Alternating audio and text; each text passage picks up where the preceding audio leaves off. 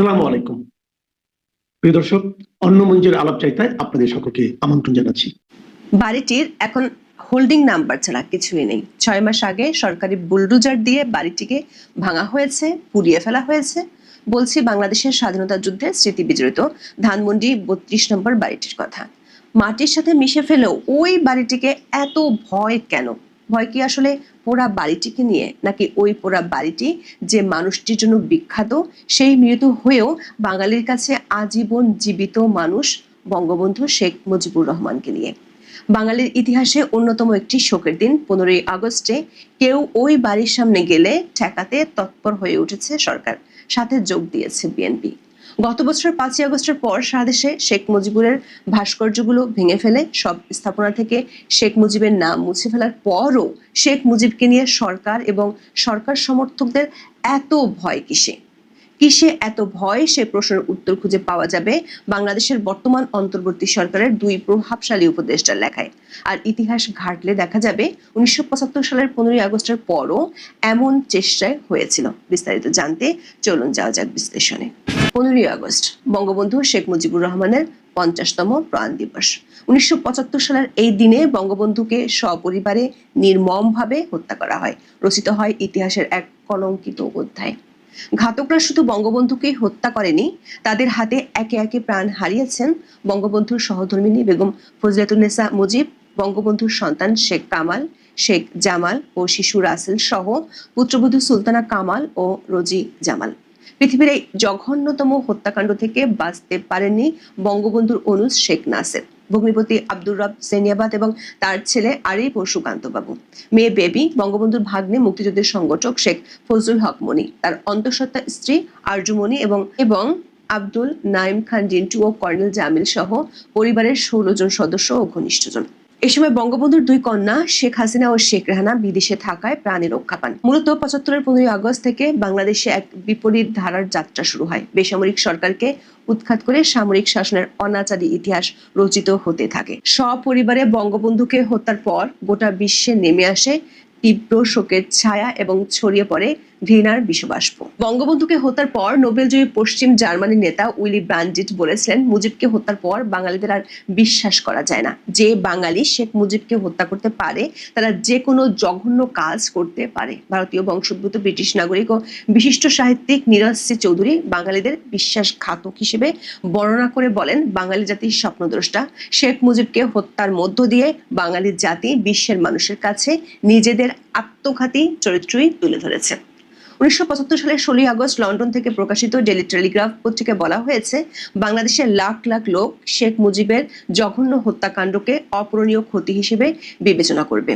গত বছরের 5ই আগস্ট রাজনৈতিক পট পরিবর্তনের পর হামলা হয় বঙ্গবন্ধুর ধানমন্ডির 32 নম্বর বাড়িটিতে। সারা দেশে একে একে বঙ্গবন্ধু ও স্বাধীনতার স্মৃতি বিজড়িত ভাস্কর্যগুলো ভেঙে ফেলা হয়। গত বছরের 15ই আগস্টে ধানমন্ডির 32 নম্বর বাড়িটিতে যারা শ্রদ্ধা জানাতে গিয়েছিলেন তাদেরকে চরমভাবে নাজেহাল করে হামলা চালায় সরকারি মব বাহিনী। এরপর গত 5ই ফেব্রুয়ারি আগাম ঘোষণা দিয়ে সরকারি বুলডোজার দিয়ে আইন শৃঙ্খলা বাহিনীর চোখের সামনে বাড়িটি গুঁড়িয়ে দেওয়া হয়। এই বাড়ি থেকে বাংলাদেশের মুক্তি সংগ্রামের সাথে সম্পর্কিত প্রতিটি আন্দোলনের রূপরেখা তৈরি হয়েছিল। এই বাড়িটি থেকে সব নির্দেশনা দিতেন বঙ্গবন্ধু শেখ মুজিবুর রহমান।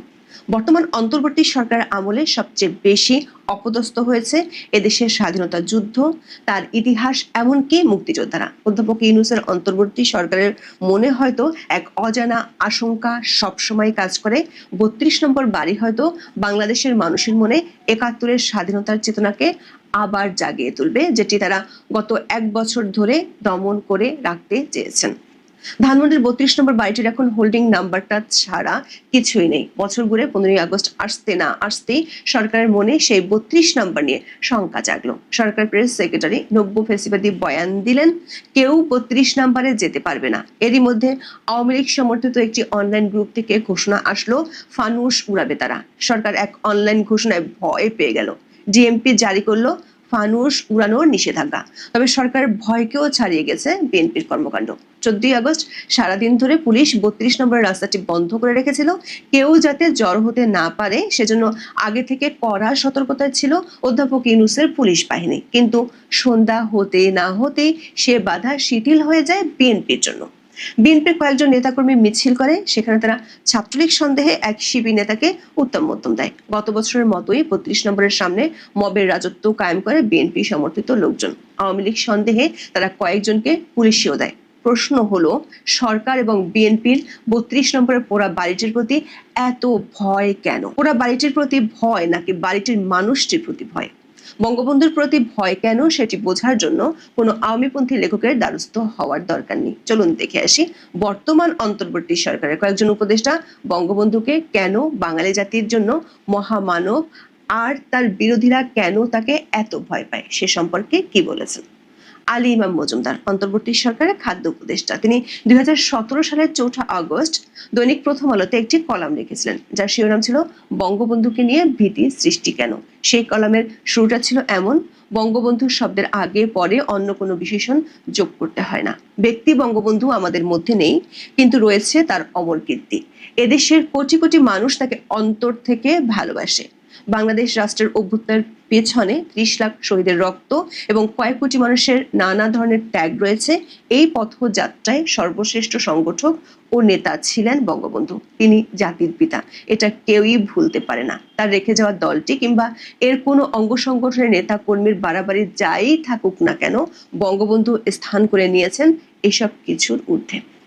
বঙ্গবন্ধুকে স্মরণ করার ক্ষেত্রে বাংলাদেশের মানুষ কতটা আলাদা সেটিও লিখেছিলেন আলী ইমাম মজুমদার। বলেছিলেন, ভারতে মহাত্মা গান্ধীর খুনি নথুরাম গোডসে ফাঁসি হওয়ার দিনটিকে একটি প্রভাবশালী সংগঠন শহীদ দিবস হিসেবে পালন করে, কিন্তু বাংলাদেশে বঙ্গবন্ধুর অবস্থান দলমত, জাতি, ধর্ম ও শ্রেণী বিভাজনের ঊর্ধ্বে। এটাকে আড়াল করার প্রচেষ্টা চলেছিল দীর্ঘ 21 বছর, কিন্তু দেয়াল ভেঙে মহাপরাক্রমে জাতির জীবনে প্রতিষ্ঠিত হয়েছে অশরীরী বঙ্গবন্ধু।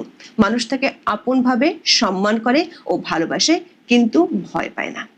তবে আলী ইমাম মজুমদারকে কয়েকশো গুণ ছাড়িয়ে গিয়েছিলেন আইন উপদেষ্টা অধ্যাপক আসিফ নজরুল। 2020 সালের 17 মার্চ বঙ্গবন্ধুর জন্মদিনে আসিফ নজরুল বঙ্গবন্ধুকে নিয়ে অনবদ্য কবিতাই রচনা করেছিলেন, শেয়ার দিয়েছিলেন ফেসবুকে। লিখেছিলেন, প্রিয় বঙ্গবন্ধু, আমার ভালোবাসা নিন, আমি আপনাকে ভালোবাসি। দর্শক, আপনার হয়তো নিজের কানকেও অবিশ্বাস্য মনে হতে পারে, আসিফ নজরুল সত্যিই বলেছিলেন তিনি বঙ্গবন্ধুকে ভালোবাসেন। তিনি আরো লিখেছিলেন, বঙ্গবন্ধু, আপনাকে ভালোবাসতে হলে আওয়ামী লীগ হওয়ার প্রয়োজন নেই লোভী হওয়ার কিংবা ভীতু হওয়ার, একচোখা বা মন গড়া ইতিহাস গড়ার। তাহলে কি লাগে বঙ্গবন্ধুকে ভালোবাসতে? সে উত্তরও তিনি দিয়েছিলেন। তার সেই কবিতায় লিখেছিলেন, আপনাকে ভালোবাসতে গেলে লাগে কিছুটা বিবেক, কিছুটা যুক্তিবোধ, নিজের মানচিত্র চেনা আর সামান্য একটু মনুষ্যত্ববোধ। দর্শক, এই প্রশ্ন তো তাহলে আসতেই পারে, 5 ফেব্রুয়ারি যখন ধানমন্ডি 32 নম্বর বাড়িটি সরকারি বুলডোজার দিয়ে ভাঙা হচ্ছিল, তখন আসিফ নজরুলদের মধ্যে মনুষ্যত্ববোধ আর কিছুই বাকি ছিল কিনা? তারা কি তখন সকল যুক্তিবোধ ভুলে গিয়েছিলেন? নিজের বলে দাবি করা বাংলাদেশের মানচিত্রটাকে নিশ্চয়ই তারপর থেকে আর চিনতে পারছেন না। আসিফ নজরুল সেই কবিতায় বঙ্গবন্ধুকে স্মরণ করে লিখেছিলেন, আপনি তুলনাহীন আত্মত্যাগে, সাহসে আর দেশপ্রেমে, কারণ আপনি না জন্মালে সেদিন স্বাধীন হতো না বাংলাদেশ, আর আমিও আজকে থাকতাম না আমার জায়গায়, আমরা কেউ থাকতাম না আমাদের জায়গায়। আসিফ নজরুলরা উপদেষ্টা হয়েছেন বাংলাদেশ সরকারের। সেই দেশটির জন্মের পিছনে সবচেয়ে বেশি অবদানই বঙ্গবন্ধুর, সেই স্বীকারও করেছিলেন আসিফ নজরুল। দর্শক, আপনার মনে হতে পারে একবার ভুল করে আসিফ নজরুল হয়তো কবিতাটি লিখে ফেলেছিলেন কিনা, তবে তিনি আরো লিখেছিলেন। দৈনিক প্রথম আলোতে 2020 সালের 16 আগস্ট অধ্যাপক আসিফ নজরুলের একটি কলাম ছাপা হয়, যার শিরোনাম ছিল কেন ভালোবাসি বঙ্গবন্ধুকে। বঙ্গবন্ধুর সব অবদানের কথা তিনি ওইখানে তুলে ধরেছিলেন। এমনকি বাংলাদেশ স্বাধীন হওয়ার পর শাসক হিসেবে বঙ্গবন্ধুর যে সমালোচনা, তারও তিনি প্রতিবাদ করেছিলেন সেই লেখায়। লিখেছেন, আমাদের সমস্যা হচ্ছে আমাদের অনেকে বঙ্গবন্ধুকে ঠিকভাবে মূল্যায়ন করতে পারি না। একদল তার মূল্যায়ন করে স্তাবক বা পূজারীর দৃষ্টিকোণ থেকে, আরেক দল প্রবল ক্রোধ নিয়ে। মুক্ত মন নিয়ে দেখলে দেখা যাবে শাসক হিসেবে যেসব ভুল তিনি করেছেন তা খুব অনভিপ্রেত হলেও অস্বাভাবিক ছিল না তখনকার প্রেক্ষাপটে। নেতা হিসেবে যে মুক্তির দুয়ার তিনি খুলে দিয়েছিলেন এদেশের কোটি কোটি মানুষের জন্য, 50 বছরে যে যাত্রাপথের ভিত্তি তিনি গড়ে দিয়েছেন একটি জাতির জন্য, সেজন্য হলেও এমন ভালোবাসার দৃষ্টি আমাদের সবার থাকতে পারে। সবশেষ তিনি লিখেছেন, বঙ্গবন্ধুকে ভালোবাসতে হলে আওয়ামী লীগের সব কর্মকাণ্ড মেনে নিতে হবে, এটিও ভুল ধারণা। বঙ্গবন্ধুকে ভালোবাসতে হলে শুধু একটা জিনিস প্রয়োজন, সেটি হচ্ছে প্রকৃত দেশপ্রেম। এটি থাকলে আর বিবেক বুদ্ধি থাকলে বঙ্গবন্ধুকে আমাদের সবার ভালোবাসা উচিত, তার প্রতি সবার কৃতজ্ঞ থাকা উচিত। অধ্যাপক ইউনূস সরকারের সেই কৃতজ্ঞতা নেই, এমনকি আসিফ নজরুল যেই দলটির প্রতি গুণমুগ্ধ সেই বিএনপিরও নেই। অধ্যাপক আসিফ নজরুলরা রাতারাতি যেভাবে পাল্টে গেছেন, ঠিক একই রকম চিত্র দেখা গিয়েছিল 1975 সালের 15ই আগস্টের পর। বিবিসি বাংলার এক খবরে বলা হয়েছিল, 1975 সালের 15ই আগস্ট বাংলাদেশের প্রতিষ্ঠাতা রাষ্ট্রপতি বঙ্গবন্ধু শেখ মুজিবুর রহমানকে সপরিবারে হত্যার পর দেশের কোনো প্রচার মাধ্যম, এমনকি চলচ্চিত্র তার নাম বা ছবি প্রকাশ হতে দেখা যায়নি। তৎকালীন সরকারি প্রচার মাধ্যমের কর্মকর্তাদের সঙ্গে কথা বলে জানা গেছে, শেখ মুজিবকে হত্যার পর এবং 1996 সালে আওয়ামী লীগের সরকার গঠনের আগ পর্যন্ত যারা ক্ষমতায় ছিলেন তারা নানাভাবে ইতিহাস থেকে তার নাম মুছে ফেলার চেষ্টা করেছে। এখন এ পর্যন্ত সবাই ভালো থাকুন, সুস্থ থাকুন, নিরাপদে থাকুন। দেখা হবে। আসসালামু আলাইকুম প্রিয় দর্শক, ডক্টর মোহাম্মদ ইউনূস সরকারের গত এক বছরে আমরা বিভিন্ন ক্ষেত্রে রেকর্ড স্থাপন করতে দেখছি এবং নিঃসন্দেহে এই রেকর্ডগুলো আমাদের জন্য খুব মঙ্গলজনক নয়। এবং সব ধরনের প্রথা ভেঙে, আমার যদি ভুল না হয়ে থাকে, সব ধরনের প্রথা ভেঙে আমাদের প্রধান বিচারপতি সৈয়দ রিফাত আহমেদের বাসভবনে যে মার্কিন ভারপ্রাপ্ত রাষ্ট্রদূত বৈঠক করলেন, সেটিও সম্ভবত একটি রেকর্ড স্থাপন করা হলো।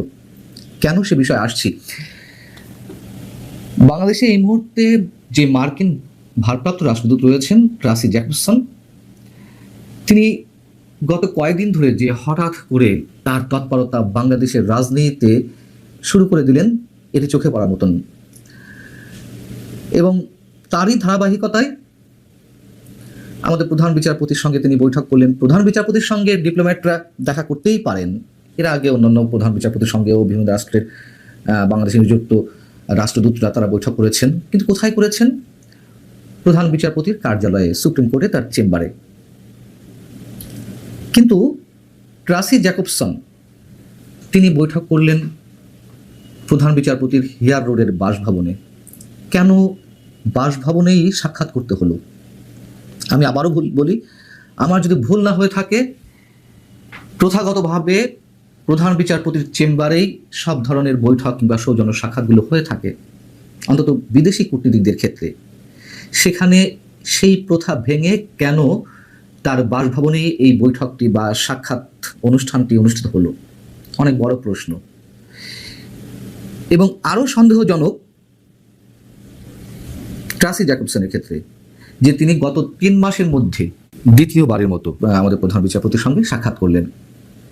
সুপ্রিম কোর্টের গণসংযোগ কর্মকর্তা তিনি একটি বিজ্ঞপ্তি দিয়েছেন, তাতে কি বলা হচ্ছে যে তারা দ্বিপক্ষীয় বিচারিক সহযোগিতা, মানবাধিকার সংরক্ষণ এবং আইনের শাসন সংক্রান্ত বিষয়গুলি নিয়ে বিস্তারিত আলোচনা করেছেন। বৈঠকটি চলেছে, আমরা যতদূর জানি, প্রায় 30 মিনিট। এই 30 মিনিটে নিশ্চয়ই অনেক কথা হয়েছে এবং যেটি স্পষ্ট, 2024 সালের 7 জানুয়ারির আগ পর্যন্ত তৎকালীন বিরোধী দলগুলোর সঙ্গে একের পর এক কিংবা গভীর রাতে যে একের পর এক বিতর্কিত বৈঠকগুলো করে যাচ্ছিলেন তৎকালীন মার্কিন রাষ্ট্রদূত পিটার ডি হাস, তার সেই ভূমিকায় এখন ট্রাসি জ্যাকবসন। আমরা দেখলাম যে এনসিপি নেতাদের সঙ্গে ট্রাসি জ্যাকবসন বৈঠক করলেন, জামাতের সঙ্গে তো বৈঠক করেছেনই, এবং এনসিপির পর জাতীয় ঐকমত্য কমিশনের vice chairman doctor Ali Riaz এবং প্রধান উপদেষ্টার বিশেষ সহকারী মনির হায়দার, তারাও সাক্ষাৎ করলেন। এবং এটি অনেক বেশি দৃষ্টিকটু, আমাদের জন্য লজ্জার। কেন? তারা চা খাওয়ার নিমন্ত্রণ জানিয়েছিলেন, কিন্তু আসলে কি হয়েছে? ডক্টর আলী রিয়াজও যে বক্তব্য দিয়েছেন, কমিশনের অন্যতম প্রভাবশালী সদস্য ডক্টর বদিউল আলম মজুমদার, তিনিও একই কথা বলেছেন যে তারা জানতে চেয়েছেন আমাদের সংস্কার কার্যক্রমের কী অবস্থা, কতদূর এগিয়েছে, এবং তারা রীতিমতো ব্রিফ করে এসেছেন। এর আগে লন্ডনে ট্রাসি জ্যাকবসন দেখা করলেন বিএনপির ভারপ্রাপ্ত চেয়ারম্যান তারেক রহমানের সঙ্গে। এটিও একটি নজির স্থাপন করা হয়েছে। তারেক রহমান তো দীর্ঘদিন, প্রায় 17-18 বছর লন্ডনে রয়েছেন। আর কোনো রাষ্ট্রদূত তো তারেক রহমানের সঙ্গে দেখা করেননি। এখন বলতে পারেন যে তারেক রহমান তো মামলা আসামি ছিল, মাত্র কিছুদিন আগে তিনি সব মামলা থেকে অব্যাহতি পেয়েছেন, যদি একটা মামলা এখন আপিল শুনানি চলছে সুপ্রিম কোর্টে। কিন্তু ঘুরে ফিরে সেই মার্কিন রাষ্ট্রদূত তো মানে প্রথম এবং শেষবার যেভাবে বলে না কেন দেখা করেছেন, অন্য কোনো দেশের রাষ্ট্রদূত দেখা করেননি। কি এমন প্রয়োজন, কি এমন গোপন কথা, কি এমন গোপন কিছু বক্তব্য আদায় করা তারেক রহমানের কাছ থেকে যে যার জন্য ট্রাসি জ্যাকবসনকে লন্ডন গিয়ে তারেক রহমানের সঙ্গে বৈঠক করতে হলো?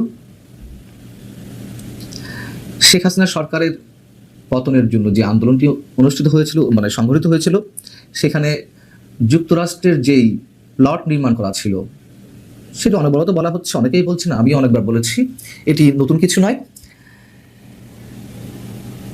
সেই যুক্তরাষ্ট্রের এই মুহূর্তে তাদের যে রাজনৈতিক তৎপরতা, কূটনৈতিক তৎপরতার আড়ালে খেয়াল করে দেখুন, বিএনপি গত কিছুদিন আগ পর্যন্ত করিডোর ইস্যুতে, বিদেশিদের হাতে বন্দর তুলে দেওয়ার ইস্যুতে সোচ্চার ছিল এবং তারা স্পষ্ট করে বলেছিলেন কোনো অবস্থাতেই অন্তর্বর্তীকালীন কোনো সরকার এ ধরনের কোনো চুক্তি করতে পারে না, এগুলো যা করার নির্বাচিত সরকার করবে। কিন্তু আমরা দেখলাম যে হঠাৎ করেই একেবারে ইউটার্ন, বিএনপি সেখান থেকে ঘুরে দাঁড়ালো। কি কারণ? চট্টগ্রাম বন্দর দুবাই ভিত্তিক যে প্রতিষ্ঠান ডিপি ওয়ার্ল্ডের কাছে তুলে দেওয়া হচ্ছে, এটি সরকার বারবার বলেছে, গত দুদিন আগেও বলেছে যে খুব শীঘ্রই ডিপি ওয়ার্ল্ডের হাতে বা বিদেশিদের হাতে, তারা তো আর বলে না যে তুলে দেওয়া হবে, তাদেরকে অপারেশনের জন্য নিয়োগ দেওয়া হবে, এই কথাগুলো বলে আসছে। কিন্তু বিএনপি সেখানে একেবারেই মুখে কুলু পেটে আছে। এমনকি বিএনপির যে সহযোগী সংগঠন শ্রমিক দল, তারা তো চট্টগ্রাম বন্দরে আন্দোলনও শুরু করেছিল। কোনো অবস্থাতেই চট্টগ্রাম বন্দর বিদেশিদের হাতে তুলে দেওয়া যাবে না, অপারেশন যা করার, পরিচালনা যা করার তা দেশীয় কোম্পানির মাধ্যমেই করতে হবে। কোথায় গেল সেই আন্দোলন? কেন হঠাৎ করে থেমে গেল? এবং এ কথাও তো ওপেন সিক্রেট যে 13ই জুন লন্ডনে যে বৈঠকটি প্রধান উপদেষ্টা এবং তারেক রহমানের মধ্যে, তার পরে এসে বিএনপি যে স্থায়ী কমিটি বৈঠক হয়েছিল, সেই বৈঠকে সিদ্ধান্ত নেওয়া হয়েছিল যে ইউনূস সরকারের বিরুদ্ধে এই মুহূর্তে কিছু বলা হবে না। এমনকি চট্টগ্রাম বন্দর করিডোর ইস্যুতে যে কথাবার্তা বলা হয়েছিল, কিংবা ইশরাক হোসেনের যে আন্দোলন চট্টগ্রাম ঢাকা দক্ষিণ সিটি কর্পোরেশনের মেয়র পদে বসার জন্য, সেগুলো নিয়েও ডাইরেক্ট এই মুহূর্তে বিপরীত কিছু বলা যাবে না, এগুলো আস্তে আস্তে সরে আসতে হবে, এই ধরনের মন্তব্য করা হয়েছিল। অন্তত ইশরাক হোসেনের ক্ষেত্রেই, অর্থাৎ সরকারকে তলাতে চাইছে না। বিএনপি আসলে কিসের আশায় আছে? এই মুহূর্তে তো দেশের মানুষের ভবিষ্যৎ পথরেখা অঙ্কন করার কথা বিএনপির। বিএনপি কেন এত বিতর্কের মধ্যে জড়িয়ে পড়ছে? এবং বারবার আমি বলে আসছি, বারবার বিএনপি যে বারবার ফাঁদে পা দিচ্ছে এবং চরম ফাঁদে পা দিচ্ছে, যে নির্বাচনের টাইম ফ্রেমটি ঘোষণা করা হয়েছে সেটির উপর নির্ভর করে। দেখো, নির্বাচন হবে না, আমার মতো আরো অনেকে এখন বলা শুরু করেছেন যে নির্বাচন হবে না, হবে না। এটি চোখ বন্ধ করে বলে দেওয়া যায়, হবে না, নানান কারণের, এবং এর পিছনের ব্যাখ্যাগুলো আমি এর আগে বর্ণনা করেছি। কষ্ট হয় বিএনপির জন্য। এত দীর্ঘ 50 বছরের একটি রাজনৈতিক দল, প্রায় 50 বছরের বয়স, সেই রাজনৈতিক দলটির নেতারা যে অনভিজ্ঞতার পরিচয় দিচ্ছেন এবং তারা নিজের দলের জন্য যেমন হুমকি হয়ে দাঁড়াচ্ছেন, অবশ্যই দেশের জন্য অনেক বড় হুমকি হয়ে দাঁড়াচ্ছেন তাদের জ্ঞাতসারে কিংবা অজ্ঞাতসারে। ভালো থাকুন সবাই।